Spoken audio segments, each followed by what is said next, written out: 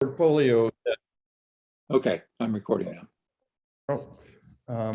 thinking about the portfolio that, not that I know anything about portfolios, but my guess is that some of the investments that the Academy has are in very conservative organizations like, say, Exxon or Ford, or I don't know. And then some of them may be in more, let's call them volatile or speculative or innovative, like Tesla, Apple, I don't know. But I'm beginning to wonder whether or not there isn't, we're looking at Exeter with the right perspective. The perspective that I tend to think of Exeter is confused, because on the one hand, it's extremely conservative about a lot of things, takes a lot of deliberation and so on. On the other hand, they've maintained a reputation, and they're building new buildings. And so what I'm going at is, do we look at Exeter as if they were ExxonMobil, or do we look at them as if they were Tesla? And is there any way, following up on, who was it, Whitney maybe? Yeah, who said, let's see if we can make this Bill Rawson's idea. And where I'm struggling here is, if money were involved, Yeah, Exeter would be very interested. Right. In, and so is there any way to reframe this? And I'm not saying there is, and God knows I'm not saying I'm the one who knows what it is, to put this in terms that it's almost like as a Godfather, make them an offer they can't refuse,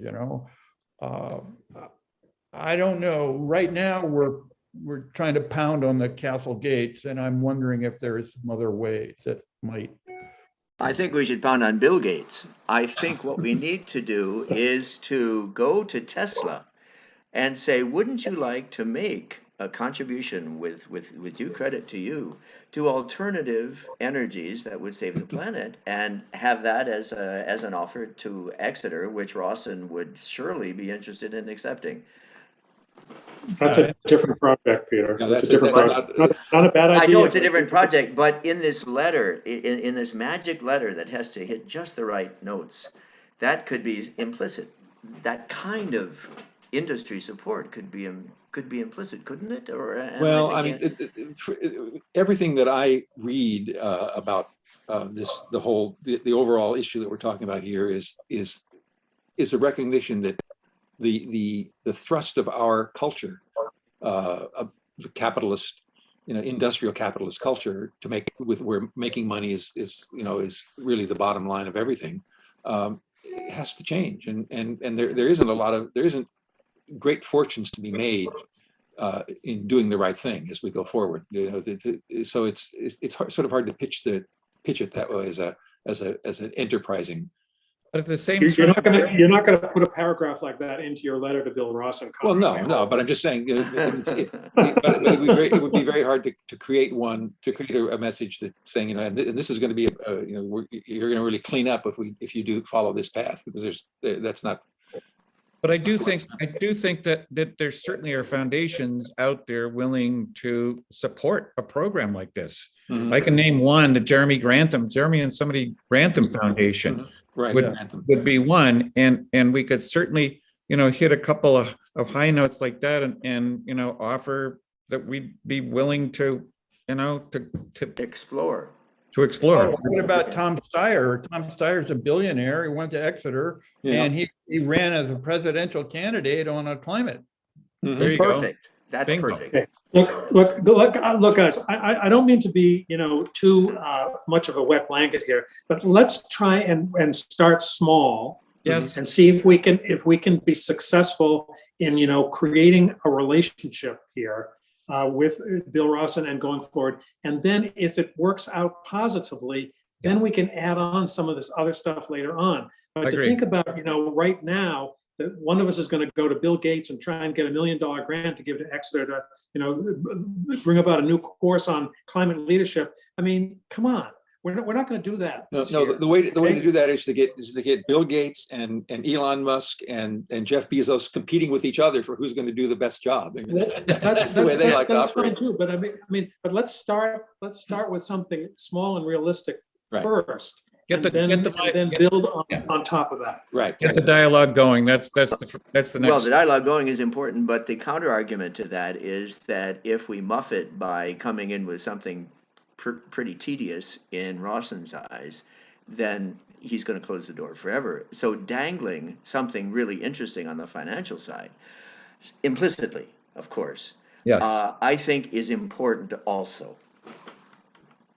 Well, why don't you draft the paragraph or two that Okay. do that? Yeah, so let's circulate You this have an magic idea. letter. Yeah, oh, I do. I'll be happy to write the first draft of a paragraph or two in that sense. Yeah. And then we'll work on it together and make sure it doesn't sound too off the wall.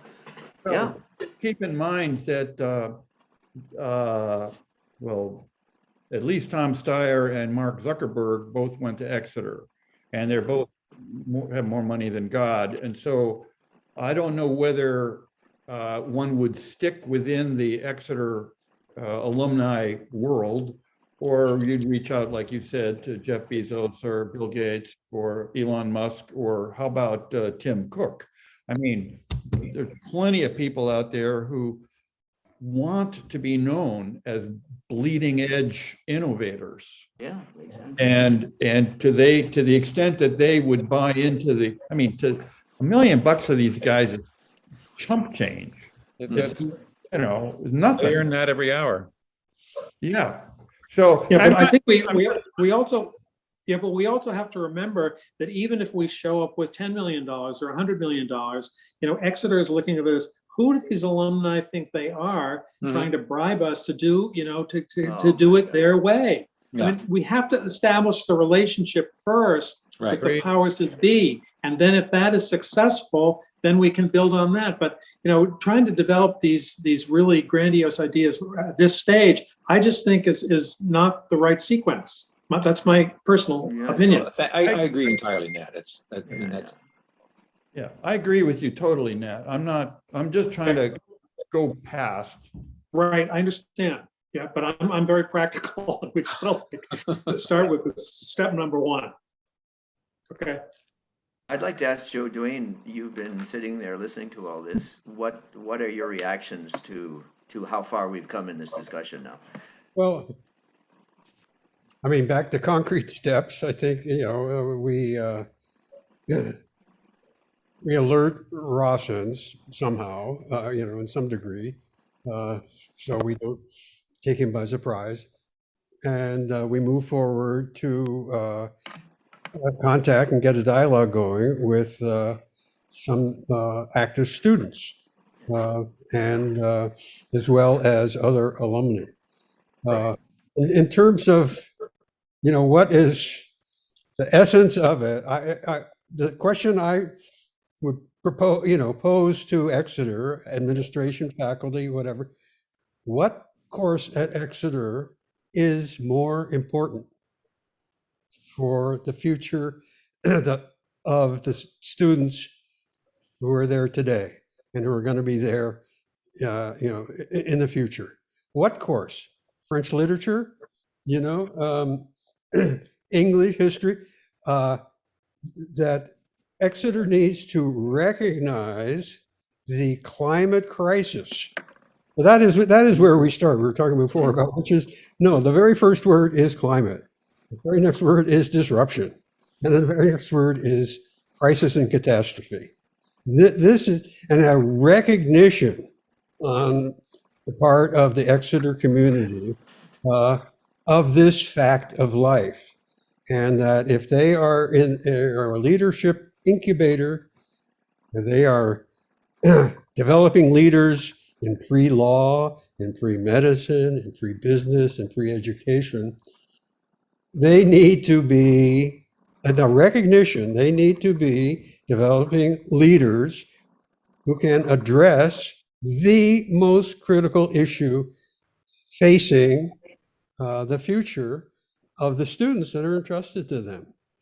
So, and that we think it starts with a course.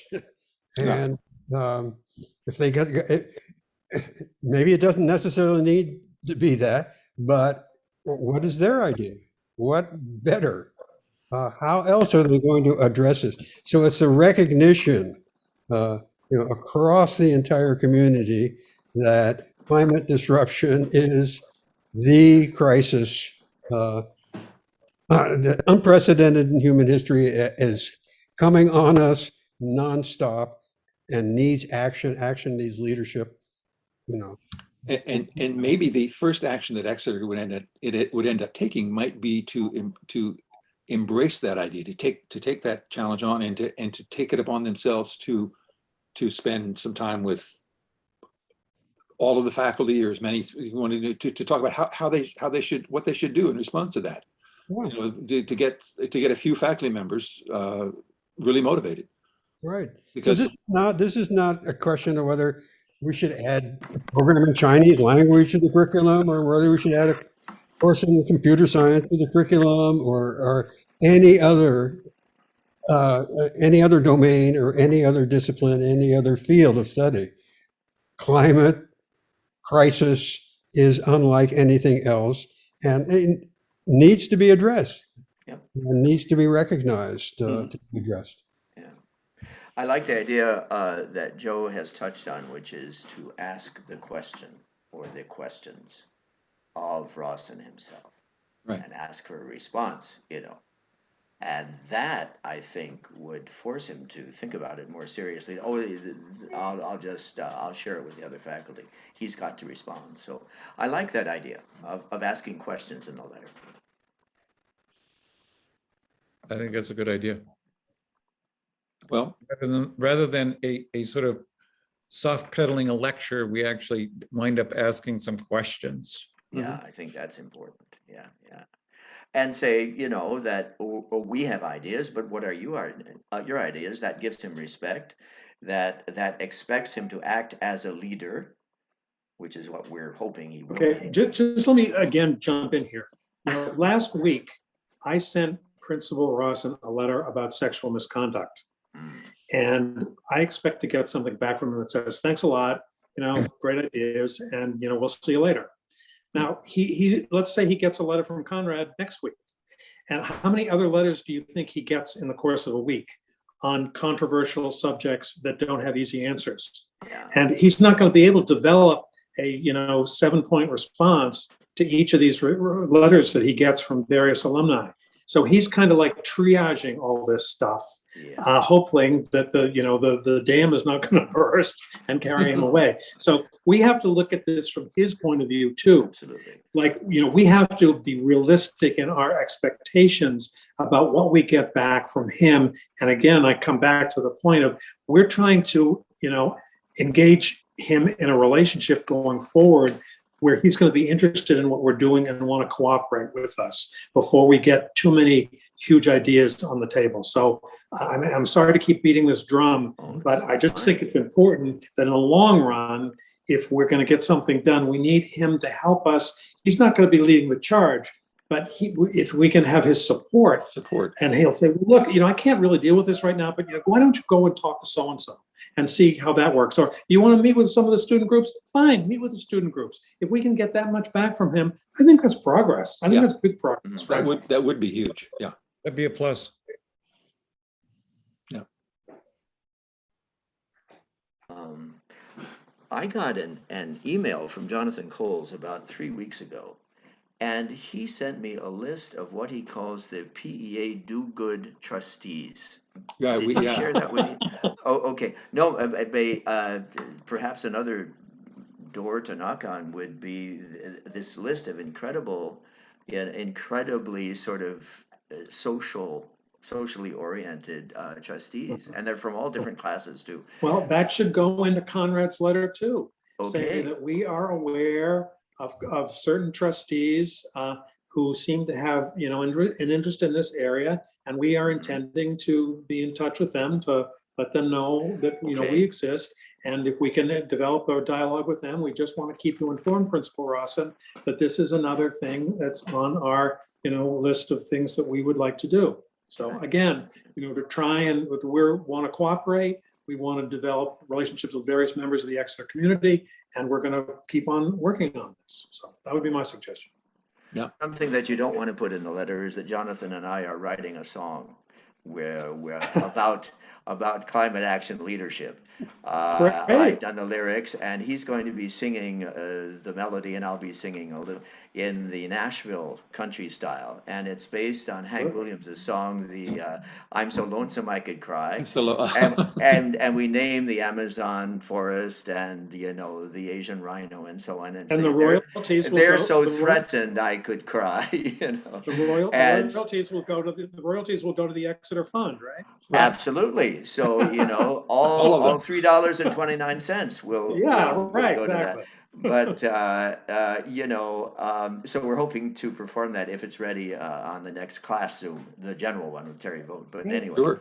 so there will be, and we call it a peon to climate action change, PEAN, PEA. to the sort of play on words there. Anyway. So we're moving in all directions, including the artistic and spiritual direction too. Yeah. That's really ultimately where this is going. And it may be that part of Andrew's sudden turnaround, and I'm guessing it's from something else rather than himself, but I don't know that. But it just feels that way. It's because, I don't know if any of you have read Naomi Klein's book, This Changes Everything. Mhm. But, the reason there's so much denial about climate disruption is because it's what Conrad said about the student who asked about industrial capitalism. I think these guys get it. Like, oh my God, there's a very slippery slope. If we just even allow one less barrier, the thing might get going enough to knock the rest of the barriers down. I don't know. I'm certainly seeing that here in San Juan County with regard to some very important long-term fundamental issues, which are not as big as climate disruption. Obviously, they're not global, but they are very powerful locally. And the decision makers, they don't want to touch it with a 10-foot pole. And so they're just really playing ostrich here. And I'm just saying that that's kind of a normal cultural response. Yeah. Joe, I woke up about 4 months ago with a philosophical thought, which is so rare, I actually remember it. And it's that denial is refuge for the threatened. Yes, absolutely. Absolutely, yeah. And it's just human nature. Yeah. Really. It's just Donald Trump. And that's going to become more and more prominent as we go forward, For sure. because the threats are just going to increase. So, guys, I have to leave. I have a son who's waiting to be driven to basketball. But this is great. I think this has been very useful. Hugely helpful, yes. And depending on what you two guys decide in the first round, Conrad and Nat, and you share with the rest of us, I am ready to write 2 paragraphs if you want it, but it may be Well, otherwise. we'll So we'll see what happens, right? And Just my- remember, Peter, that there can be other letters in the future, Peter, that build on Absolutely, I know. larger ideas. The first Yes. letter does not have to necessarily include that. Absolutely. Thanks for saying that. I mean, from my Exeter days, I've always been very passionate and impetuous. So that's It's a good quality. It's a good quality. so that's why the 5 others of us are here. Well, thank you, guys. I really appreciate everything you've been saying and doing, and looking forward to reading the letter, and grateful that I'm not participating in writing it. But you'll be touching it up, I'm sure. Well, anyway, thank you. And I guess we're all going to hop off now, or is that I right? guess, yeah, I mean, Well, I am, but we might as well just call it an end, but thank you for doing this, and I think I'm sure we'll do this again soon in various permutations. Joe, are you going to be available for another couple of weeks in case we have another meeting then? Or are you going back to Bangkok? I go back November 11th. Okay, November so- 11th. Oh, Right, Veterans Day. Veterans Day, yeah, yeah. yeah. My older son's birthday. Yay. Oh, that's great. Well, I hope we've made some progress by then. Oh, we have. Uh, And we will. Very, very Okay, helpful discussion, friends. So thank you so much. thank you all, yes, great. Everybody. Okay, thank Okay, you. bye, Thank you, bye, Nat. Thank you, bye. everyone. Bye. Bye.